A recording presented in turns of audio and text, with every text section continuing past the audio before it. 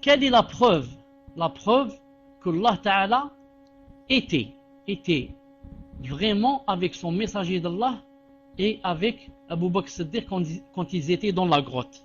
La preuve, il a dit وَلِهَذَا قُرَيْشْ وَقَفَتْ عَلَى الْغَارِ وَلَمْ يُبْصِرُهُمَا أَعْمَى اللَّهُ أَبْصَارَهُم.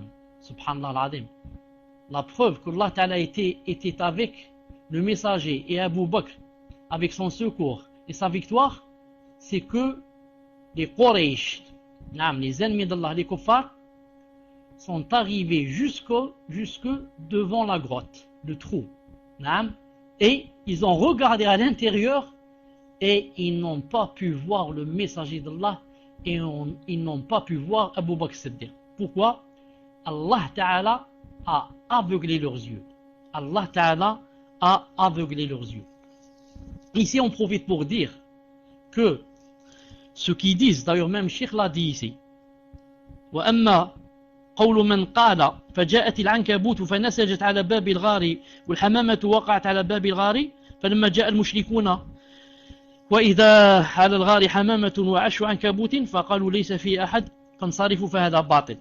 Il a dit Cheikh Allah yarhamou, quant à ceux qui disent que quand ils sont rentrés dans la grotte, il y a un pigeon qui a fait un nid et qui a même pondu, je crois, des œufs. Et ils ont dit, il y a, comment que ça s'appelle l'ankabout en français? Ils ont dit, il y a une araignée qui est venue aussi et qui a tissé, je ne sais pas comment on appelle ça, elle a tissé un filet, ou là, je ne sais pas comment on appelle. Il a dit, tout ça, ce n'est pas vrai. Une toile, jazakallahu khairan.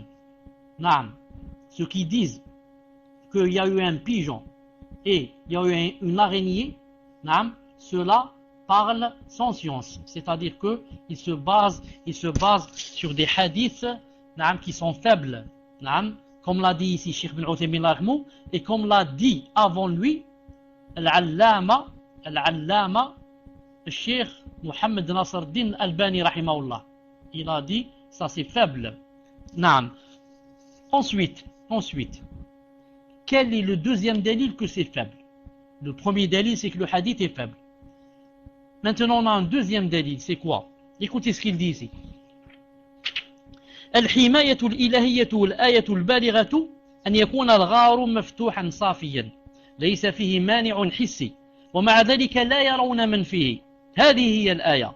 أما أن تأتي حمامة وعنكبوت تعشعش فهذا بعيد وخلاف قوله لو نظر أحدهم إلى قدمه لأبصرنا. Regardez, le messager d'Allah sallallahu alayhi wa sallam, quand ils étaient les kuffars debout devant la grotte, qu'est-ce qu'il a dit à Abu Bakr? Plutôt, c'est Abu Bakr déjà qui a dit. Il a dit à Rasulullah, s'ils descendaient leurs yeux, ils vont nous voir. Alors ici, le messager d'Allah a dit, n'aie pas peur, ne t'afflige pas. Que penses-tu de deux? Allah Ta'ala, c'est leur troisième. Non, n'aie pas peur. Donc, ici, il y a un dalil, c'est ce qu'a dit Abu Bakr. Qu'est-ce qu'il lui a dit? Il lui a dit, s'ils avaient descendu leurs yeux, ils nous auraient vus. C'est-à-dire que, si tu dis qu'il y avait un pigeon qui avait pendu et l'araignée qui avait tissé la toile, ça veut dire que ce qui a empêché les kuffars de voir le messager d'Allah et Abu Bakr, c'est quoi? C'est le pigeon et l'araignée. Et dans ce cas, ce n'est plus un miracle. Mais le miracle, c'est qu'il n'y avait ni araignée ni pigeon. Tout était clair et ils n'ont pas pu voir. C'est ça le miracle. Car si tu dis c'est l'araignée et le pigeon, tout le monde te dira, moi aussi, si ce jour-là j'étais dans la grotte, ils n'auraient pas pu me voir s'il y avait une araignée et un pigeon. Donc ce n'est pas un miracle. Le miracle, c'est qu'il n'y avait rien. Et Allah Ta'ala, qui commande les cœurs de toutes les créatures et commande leurs yeux, leurs oreilles, leurs mains, leurs pieds, n'a pas permis à leurs yeux de descendre vers le bas.